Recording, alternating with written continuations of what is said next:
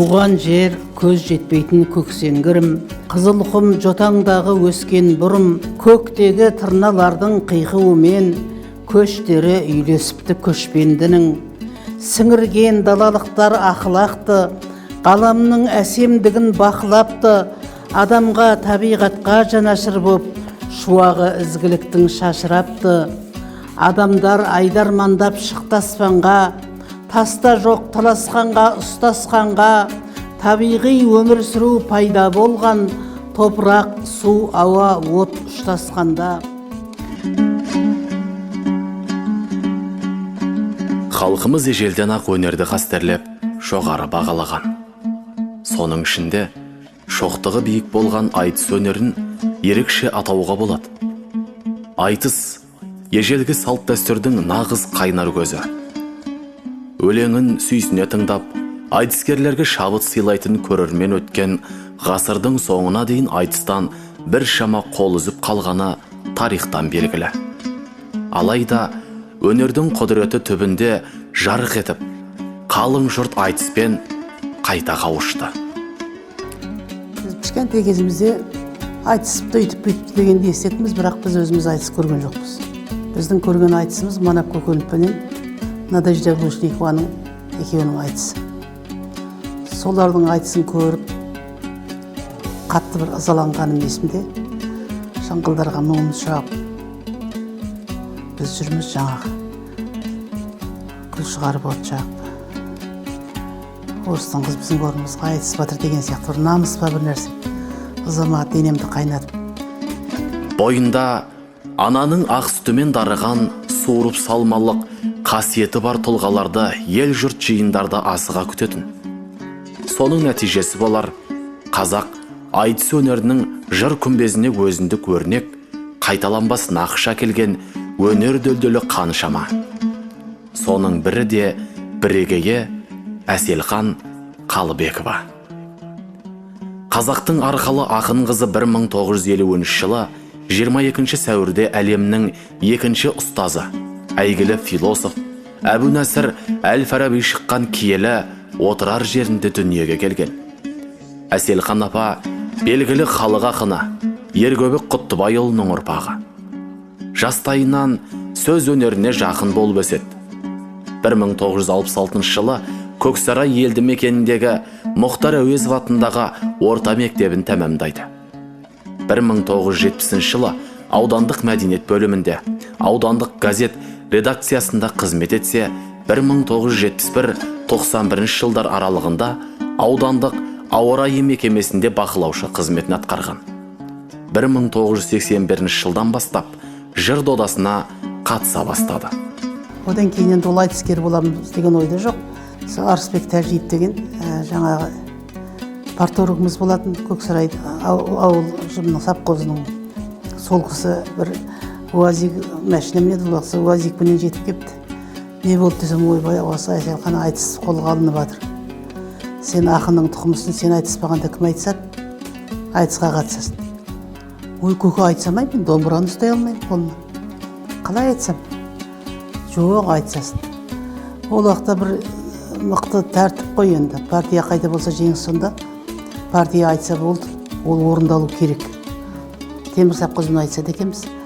Мына ауданнан Әзімхан Тұрмағанбетов деген ақын бар, ода өзім сияқты. Қызылқұм газетіне кезек-кезек өлең жазып тұрамыз. Сол Темір Сапқызын атынан Әзімхан шығады. Мынау Көксарайдың атынан Торғынның атынан Әселхан шығады. Екеуің айтысасын деді. Осы жерде мынау Саркөл деген жер бар, жолда білесіңдер. Сол Саркөлге шопандардың тойы болды. Сол тойда екеумізге домбыра беріп, жаңағы жүк машинасының үстінен бортын түсіріп жіберіп, сақ соның үстіне шығарып, бізге соның үстіне сахна істеп беріп кішкентай. Сол жерде тұрып айтысқанбыз. Сол кезде бір Құдайдың құдіретімен менің алдымда қағаздарым шығып кетті. Бір қиын келме бір нәрсе келді, бұл өтті. Сонда ортада Әзімхан әріптесім, Көксарайыңда сенің жел тұрып тұр екен, түк тал екпепсің, көшесінде тал жоқ, шаң бұрқырап жатыр, көл бұрқырап жатыр. Мен барып едім, басымдағы шляпам ұшып кетіп, бір сағат қуалап жүріп әлең ұстадым деп жұрттарды күлдірді жаңағы. Енді менің оған ойымда ештеңе жоқ қой. жазбаған ештеңем жоқ, алдында қағазым болса ұшып кетті. Енді Құдайдың бір жақсылыққа бастап тұрған жері шығар, менің талпынысымдай барман қарай. Сонда жаңағы ашуланып, қып-қызыл болып кетіп, ұялып, жаңағы теріме сыймай біратла. Әріптес ау демей жаңағы сорлау деп айқайлап жүріппін. Сорлау желді жаңа көріп бедің. Теңін қойшы ләп емес бөрік сенің. Еркек боп бір басыңа ие болмай, мен айтсам деп желікпегін деп. Соны айтып бір шумақ шықты, болды, жұрттың бәрі қол соғып туылдап кетті дағыны. Әзімханға айтқызбай қойды, болды, айтыс деген осы деді, өсіп сұрсап айтады айтыс дегенді. Әселхан Әлшер қызының айтыс өнеріне қосқан үлгі өнегесі мол. Ақын апа айтыс әлемінде алып самұрыққа ұқсайтын. Қанатымен дауыл тұрғызып, екпінімен найзағай ойнататын елінің ең сүйікті перзентіне айналған. Елімізге танымал белгілі ақындардың бәрімен кездесіп, аймақтық, республикалық, халықаралық, тағы басқа көптеген дүбірлі айтыста намысты қолдан бермеген. Әйел бір қолымен бесікті тербетсе, екінші қолымен әлемді тербетеді. Әйтсе де, әйел баласы үшін жауапкершілігі мол ұлы өнерді отбасымен бірге алып жүру қашанда оңай тимеген. Күйеуім балалары үйінде өскен еді. Содан кейін ол кісі енді қанша дегенде ер адам тарлау келеді ғой. Өзім бірге жүрем, сонда айтсасың, бірге бармасам айтыспайсың дейді. Оған үйде 5 бала бар. Ол 5 балаға қарайтын ешкім жоқ. Біреуіміз қалуымыз керек үйде. Ол 5 баланың біреуі ауру. Тәушен апам келетін. Есіз қағыр, сенің шалыңнан менің шалым жақсы. Маған Тәушен жан барып жеңіп келсең болды деп батасын беріп жібереді. Бұл келсең, қашан келсең шартылдап ашылматта жүреді деп жаңағы Алматыға менен бұрын барып тұратын кейде. Сондай сәттерде болды. Сондай енді бұл әйелге өте ауыр нәрсе. Неше рет жыладым мен, шынымды айтайын. Осы өнерді әйелге бермей-ақ қойсын. Неге береді екен? Осы Есенқұлдармен қатты сырласқымыз келеді. Ешқандай бара алмаймын ғой оның алдына. Ер адамдар бараттағын біз ол өтіп жүріп барамаймыз. Оңтүстік өңірінің киелі топырағынан шыққан тума таланттар қай салада болмасын, оза шауып топ жарып келеді. Әсіресе түздегі азаматтарымызбен қатар нәзік жанды аруларымыз да өнер майданында жүргені ерлік дерсің. Түркістан облысынан шыққан айтыс жауқазындарының көшін Тәушен Әбуова мен Әселхан Қалыбекова апаларымыз бастап, бүгінде бір қауым елге айналды. Осынау ұлы көшті Ағмарал Леубаева, Кәрима Оралова, Маржан Есжанова, Анар Жаппарқұлова және тағы басқа жүйріктер қақаған қыстан шыққан бәйшешектей жалғай түсті. Олар айтыстың абызы Жүрсін Ерманның ұйымдастырған республикалық жарыстарында жүлдегер қатарынан табылып жүр. Өзінің 70 жыл ғұмырында шәкірт тәрбиелеп, абзалана көзінде оты бар өр мінезді жастарға батасын да берді. Алғашта осы Жұмақұл Нәлібаева деген жақсы ұстаз бар бізде, қазақ сср-ның еңбек сіңірген ұстазы. Сол Жұмақұл тәрбиелеген Айгүл Асанова, Маржан Есжанова деген қыздар болды мына шәкірт неде, шәлікте. Солар келді әуелі маған. Одан кейін осында жаңағы Анар Жаппарқұлова деген бар. Сонымен менің шәкірттерім өте көп болды. Тіпті бұл жақта Елена Әбдіқалықова болсын, тағы бір жаңа Қанша Раисова, тағы біраз қыздар мені ұстаз тұтып сахнаға шығып сөйтіп жүрді, бірақ көбісі енді бір шығып қайтып шықпай кетті. Ол белгілі әйел баласының жаңағы өнерге келуінің қиындығы. Ең бай, ең бақытты ақынмын шәкірт жөнінен. Өйткені қазір анау Маржаным тұр айқайлап, қандай айтыс қылсаң да, Анарым да жақсы. Мерде Дәурен Ақсақалов деген бала бар, Бекарыстың інісі. Одан кейін жаңағы Дәурен Полатбаев деген бала бар. Ода қазір осы өлең жағында жүр. Осылардың барлығы мені ұстаз ұстады. Ақмарал, Кәрималарда ұстаз ұстады. Қолыма келіп дәріс алмағанмен бәрібір сол менің өлеңіммен қасымда жүріп, әңгімемді естіп, сөзімді естіп, олардың бәрі ақындардың анасы деп құрметтейді. Рахмет. Тәуелсіздік қарсаңында айтыс қарқынды түрде дамый түсті. Халық өнеріне сусаған жұрт керегін тапқандай айтыскерлерге шабыт сыйлады. Алдымен теледидардан көріп, одан соң өңірлік жыр додаларын тамашалады. елдің жай күйін шыншыл сөзімен жоғарыға жеткізіп, түйткілді мәселені шешуге ат салысқан ақындар жұртшылық құрметіне бөленіп жатты. Бүгінде айтыс қалыбынан айнымаса да, форматы өзгерді.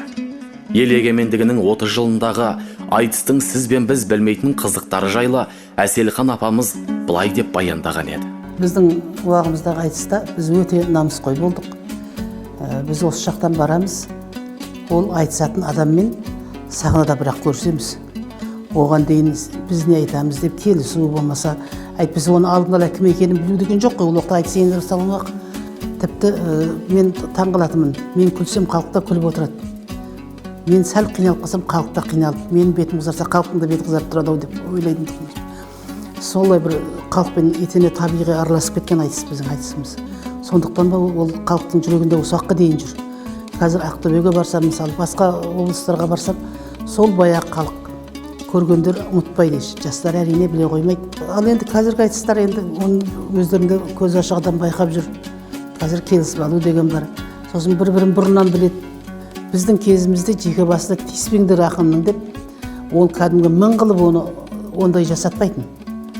Жеке басына тиіспе деп. Сонда біз ауылдың, елдің, жұрттың, жаңағы биліктегілердің кемшілігін айтамыз.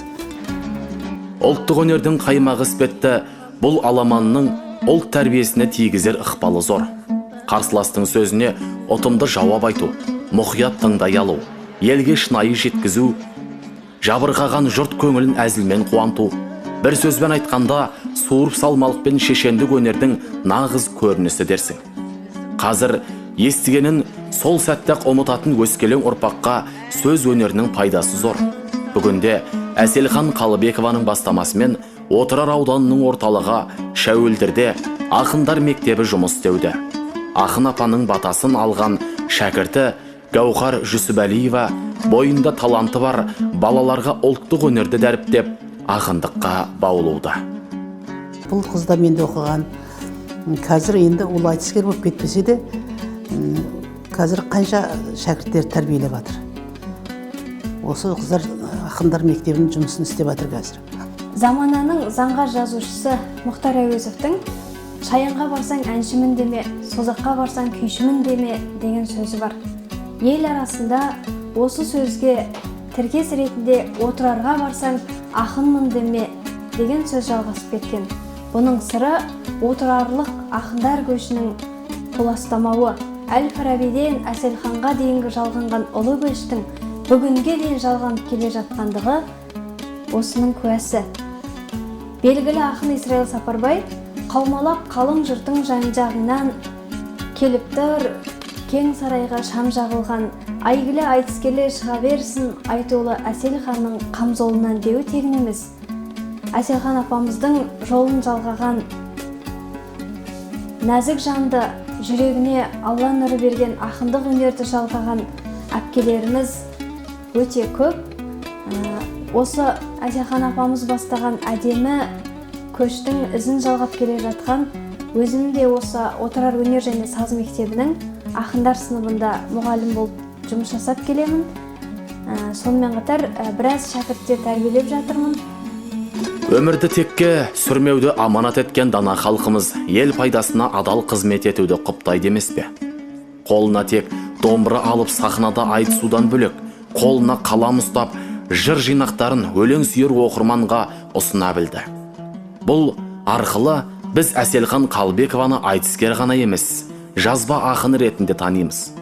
Туған жерінде ел ықыласымен құрметіне бөленген халық ақынының айтыс әлеміндегі өнерін дәріптеу, ұлттық өнеріміздің дарабозына айналған ақынның тағылымды да өнегелі мол мұрасын жастарға насихаттау мақсатында айтыс өткенді. Айтпағымыз тартысты айтыс емес, сондағы таныстырылған жаңа кітап еді. Киелі сахнада тұсауы кесілген Омар Тасы Рухтың Отырарым атты жаңа жинағы бұған дейін жарық көрген Қызылқұм қызғалдақтары, Отырар аспаны, Алладан пәрмен сұраған, басыңды тікпей бақ қайда, сырттап кеткен тамырлар, сахарда тұрдым сен іздеп, Әселхан әлемі, жыр шапағат сынды кітап қатарын толықтыра түсті. Дәл кешегі совет үкіметі кезінде біздің айтқан сөзімізді қағып алып, содан ертеңіне нәтиже шығып жататын. Тіпті ол түгіл мені қараңғылық деген бір өлеңім осы, бір қараңғылық светтің бәрі сөніп бір қиын уақытта қараңғылық деген өлеңім Егемен Қазақстанға, ол да біреудің қолымен әкеліп, мен өзім берген жоқпын. Шыққан күні, сол күні жаңағы Қызылордада қап-қараңғы тұрған Қызылорда свет жанды. Сонда айтыпты барлығы. Ой, Әселханның қараңғылық деген өлеңі шықты, бүгін жарық болды. Сол сияқты ол уақытта біз қандай сын айтсақ, сол неге ондай болды деп кәдімгі райкомдарда, ауаткомдарда барлығында сонда әңгіме болып, одан нәтиже шығып жататын. Бұл тәрбие ме, тәрбие емес пе мысалы. Содан нәтиже шығып жатқаннан кейін. Ал енді қазір ақпа-құлақ заман болды ғой бұл қазір. Ана жерде айтып жатыр демейді, қойып жатыр демейді, тіпті президенттеріміздің үстінен қанша әңгімелер айтылып жатыр. Оны тыңдап жатыр ма, оқушылар естіп жатыр ма, естісе жаны шыдамайтын нәрсе енді оның барлығы. Соның қиындықтардың барлығы қазір жердің бетіне шығып кетті. Сөйтіп, мынау адамдар ақпа-құлақ болды ма, ол жаңағы намысы сөніп қалды ма, сол қазір мынау заманның ыңғайының өзі бұған келмей тұр. Қазір осы мынау жаңағы сотқа дейміз ғой енді. Осы интернет тәрбиелеп жатыр ғой жастарды да, адамдарды, балаларды да. Бірақ ол енді ұзаққа бармас деп ойлаймын. Негізі біздің жаңағы осы қолға алып, біздің осы айтысымыз, көкпарымыз, қанымызға сіңген нәрсе, осыменен көп нәрсені түзеп алуға болады. Себебі біз осы 80-ші жылдары бастадық қой айтысты. Содан осы мына егемендік алғанша қанша нәрселер айтылды. Солардың біз сол егемен елді құруға атсалысқан сияқтымыз. Сол қай жерде кемшілік бар, қазақтың кемшілігі. Біз мейлі жаңағы орындамай қалайық, басқа қылмай, ол уақытта бізге дүниеде бермейді, бірақ айтыста жеңу сөзіңді асыру парыз ғой. Бір рет осы мен баспай қалайын деп тұрған жеріммен нені айтып қалғам әлгі. Ресейге жалтаңдап отырмыз ғой. Бұрай алмай сағаттың тіліндағы деген әңгіме айтылып кеткен менің аузымнан. Соны естіп жаңағы Ресейшіл жүрілдіріп барды деді şimdi. Иә, мәуелі ағаштан түскен жапырақтай Әселхан Қалыбекованың ортамыздан ерте кеткені өкінішті. Қайталанбас болмысымен, айрықша өнерімен, бойындағы асыл қасиетімен көптің жадында қалды. Оның суырып салма және өлең жазу қабілеті талай ақынға үлгі, келер ұрпаққа өнеге. Әселхан Әлішер қызы 5 шілде күні 71 жасында дүниеден өтті. Өз заманының дүлдүлі, Қазақ КСР-ның халық ақыны, Қазақстан Жазушылар Одағының Жамбыл атындағы халықаралық сыйлығының тұңғыш лауреаты атанып, Қазақстан тәуелсіздігіне 10 жыл медалімен, елбасының жарлығымен, еліміздің жоғарғы мемлекеттік марапаты Парасат орденімен, Отырар ауданының құрметті азаматы атағымен және де көптеген медал сыйлықтармен марапатталған. Сіздің салған дара жолыңыз мәңгі есімізде, рухыңыз пейіште шалқысын. Айтыстың ақтаңгері.